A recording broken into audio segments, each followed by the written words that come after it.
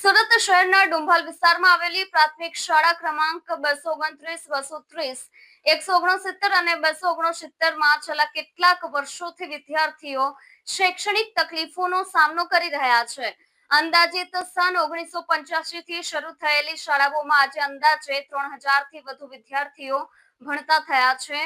જો કે તંત્રની નિષ્ફળતાના કારણે શાળાની બિલ્ડિંગો જર્જરિત હાલતમાં હોવાના કારણે હાલ શાળાનું નવા બાંધકામ પણ અધૂરું રહી ગયું છે. વિદ્યાર્થીઓના હક માટે એઆઈએમઆઈએમ દ્વારા કલેક્ટરને રજૂઆત કરાઈ છે. ડુંબાલ શાળાના વિદ્યાર્થીઓના હક માટે એઆઈએમઆઈએમ દ્વારા કલેક્ટરને રજૂઆત. સુરત શહેરના ડુંબાલ વિસ્તારમાં આવેલી પ્રાથમિક શાળા ક્રમાંક 229, 230, 169 અને 269માં છેલ્લા કેટલાય વર્ષોથી વિદ્યાર્થીઓ શૈક્ષણિક તકલીફોનો સામનો કરી રહ્યા છે.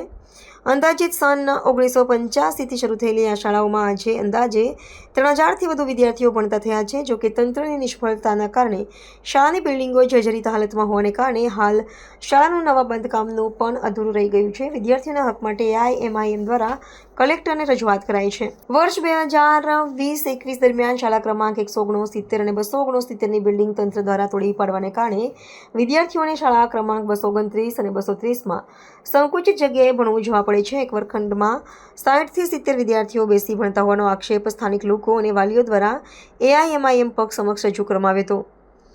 શાળા ક્રમાંક 169ના વિદ્યાર્થીઓને આજ વિસ્તારમાં આવેલા અન્ય શાળામાં મોકલવામાં આવ્યા છે, જ્યાં પહોંચવા માટે તેમને વ્યસ્ત ટ્રાફિકવાળો રસ્તો પાર કરવો પડે છે, જે વિદ્યાર્થીઓની સુરક્ષા માટે ચિંતાજનક છે.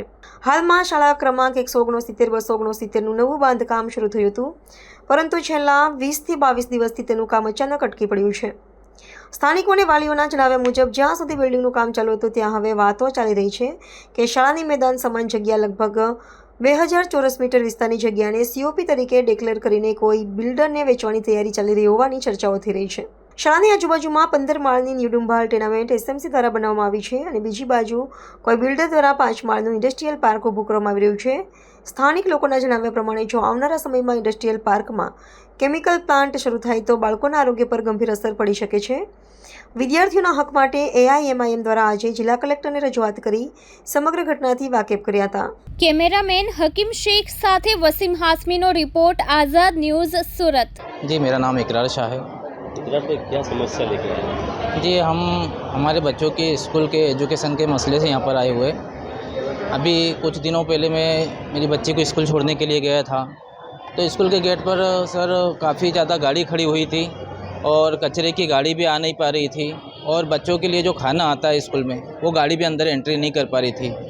और आज से लगभग 2022 में जब हम लोग वहाँ पे गए सर, तो स्कूल का जो मैदान है वहाँ पर 12 से 15 कॉलम लगाए गए थे, ये बोल के कि भाई यहाँ पर जो सोसाइटी है वो सोसाइटी का गार्डन बनने जा रहा है।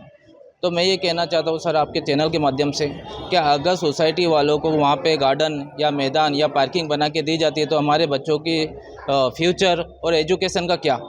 मैं भी मेरे बच्चों को पढ़ा लिखा के ऑफिसर बनाना चाहता हूँ और कलेक्टर बनाना चाहता हूँ। अगर मेरा बच्चा नहीं पढ़ेगा तो उसके फ्यूचर की जिम्मेदारी किसकी होगी? वो मैदान नहीं है स्कूल में मैदान नहीं है और गेट भी नहीं है। हम कलेक्टर श्री से ये चीज़ के लिए आवेदन करने के लिए आए कि हमारे बच्चों के लिए आने जाने के लिए गेट चाहिए, और अगर किसी कारण से अगर स्कूल में कुछ दुर्घटना होती है तो फायर ब्रिगेड या एम्बुलेंस आने जाने के लिए भी रास्ता नहीं है। पहले वहाँ गेट था? हाँ, इससे पहले गेट था सर, जिस टाइम में स्कूल नहीं टूटी थी। स्कूल तोड़ने के बाद में गेट भी बंद कर दिया गया और स्कूल भी काफ़ी विवाद के बाद में बनी। आप क्या चाहते हैं? हम चाहते हैं कि स्कूल के लिए जल्दी से जल्दी काम चालू करा जाए और स्कूल के लिए एक बड़ा ऐसा गेट दिया जाए सर जिसमें बड़ी से बड़ी गाड़ी एंटर हो चुके। जी, मैं अंजुम शाह हूँ और इस स्कूल में मैं वाली अध्यक्ष हूँ। क्या समस्या आपके पास आई है? मेरे पास ये, मैं वाली अध्यक्ष होने के नाते जब वाली मेरे पास में एक शिकायत लेके आए हैं और मैं भी वाली अध्यक्ष हूँ, इसलिए मैं स्कूल के अंदर मीटिंगों में जाना आना है और प्रैक्टिकली रूबरू देख सकती हूँ इस परेशानी को और तकलीफ़ को। उसमें मेन समस्या हमको ये है कि जो स्कूल हमारी तोड़ी गई है 2022 से, वो बड़ी जद्दोजहद के बाद 25 में काम चालू हुआ है। चालू होने को 20 दिन हुआ, फिर से रुकवाया गया है। और जहाँ तक हमको सुनने में आया है कि ये स्कूल का प्लानिंग भी जो 35 स्कूल से 25 स्कूल के लगभग में छोटा होने वाला है, और मैदान जो ग्राउंड है बच्चों को खेलने का 3000 बच्चे उस स्कूल में पढ़ते हैं, उर्दू मीडियम, गुजराती मीडियम और हिंदी मीडियम से। वो बच्चे खेलकूद कहाँ करेंगे? बच्चों